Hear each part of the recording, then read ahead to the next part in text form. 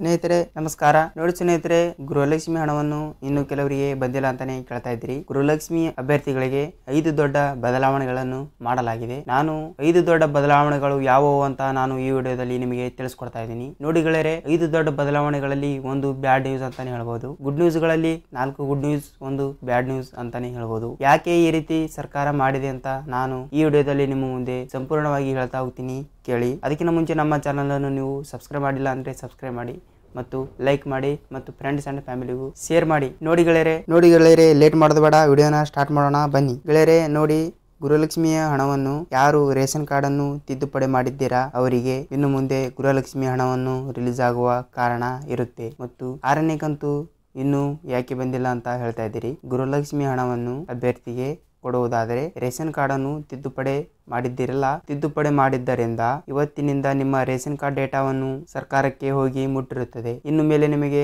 ಗೃಹಲಕ್ಷ್ಮಿ 6ನೇ ಮತ್ತು 7ನೇ ಕಂತನ್ನು ಬಿಡುಗಡೆ ಮಾಡುತ್ತದೆ. ಮತ್ತು 2ನೇ ನ್ಯೂಸ್ ನೋಡುವುದಾದರೆ, ನಿಮ್ಮ ಗೃಹಲಕ್ಷ್ಮಿ ಹಣವನ್ನು ಬರುತ್ತಿಲ್ಲ ಅಂತ ನೀವು ಸ್ಟೇಟಸ್ ಅನ್ನು ಚೆಕ್ ಮಾಡಿದಾಗ ನಿಮ್ಮ ಸ್ಟೇಟಸ್ ಅಲ್ಲಿ ಟ್ಯಾಕ್ಸ್ ಪೇಯರ್ ಮತ್ತು ಹೀಗೆಲ್ಲ ತೋರಿಸ್ತಾ ಇತ್ತು. ಆದ ಕಾರಣ ನೀವು ಒಂದ್ಸಲ ಯಾಕೆ ಈ ರೀತಿ ತೋರಿಸ್ತಾ ಇದೆ ಅಂತ ಗೊಂದಲದಲ್ಲಿ ಇದ್ದೀರಿ ಅಂತ ಹೇಳ್ಬೋದು. ಮತ್ತು ಇನ್ನು ಮುಂದೆ ನಿಮ್ಮ ಬ್ಯಾಂಕ್ ಅಕೌಂಟ್ ಅನ್ನು ಒಂದು ಸಲ ಸೀಡಿಂಗ್ ಮಾಡಿಸಿ ಗೃಹಲಕ್ಷ್ಮಿ ಹಣವನ್ನು ಜಮಾ ಆಗುತ್ತದೆ. ಮತ್ತು ಬ್ಯಾಡ್ ನ್ಯೂಸ್ ಅಂತ ಏನಿದೆ ಅಂತ ಹೇಳುವುದಾದರೆ, ಬ್ಯಾಡ್ ನ್ಯೂಸ್ ಅಂತ ಏನಿದ್ರೆ ನೋಡಿ ಗೆಳೆಯರೆ, ನಿಮ್ಮ 3 ಎಕರೆಗಿಂತ ಹೊಲವನ್ನು ಹೆಚ್ಚಿಗಿದ್ದರೆ ಅವರಿಗೂ ಕೂಡ ಗೃಹಲಕ್ಷ್ಮಿ ಹಣವನ್ನು ಬರುತ್ತಿತ್ತು. ಇನ್ನು ಮುಂದೆ ಸರ್ಕಾರಕ್ಕೆ ಡೇಟಾ ಹೋದಾಗ 3 ಎಕರೆಗಿಂತ ಹೊಲದ ಮೇಲೆ ಹೆಚ್ಚು ಇದ್ದಾಗ ಮತ್ತು ವೈಟ್ ಬೋರ್ಡ್ ಕಾರು ಇರುವುದರಿಂದ ನಿಮಗೆ ಗೃಹಲಕ್ಷ್ಮಿಯ ಹಣವನ್ನು ಬರುವುದಿಲ್ಲ ಇನ್ನು ಮುಂದೆ. ಮತ್ತು ಇನ್ನೊಂದು ಗುಡ್ ನ್ಯೂಸ್ ಏನಂತಂದ್ರೆ, ನೋಡಿ ಗೆಳೆಯರೆ, ನೀವು ನಿಮ್ಮ ರೇಷನ್ ಕಾರ್ಡ್ ಅನ್ನು ಒಂದು ಸಲ ಚೆಕ್ ಮಾಡಿಸಿರ್ತೀರಾ ಮತ್ತು 1ನೇ ಕಂತಿನ 6ನೇ ಕಂತಿನ ಹಣ ತನಕ ಜಮಾ ಆಗಿಲ್ಲ ಅಂದ್ರೆ ನೀವು ಮತ್ತೊಮ್ಮೆ ಗೃಹಲಕ್ಷ್ಮಿಗೆ ಅರ್ಜಿಯನ್ನು ಹಾಕಿರುತ್ತೀರಾ. ಆದ ಕಾರಣ ನಿಮ್ಮ ರೇಷನ್ ಕಾರ್ಡ್ ಅನ್ನು ಒಂದು ಸಲ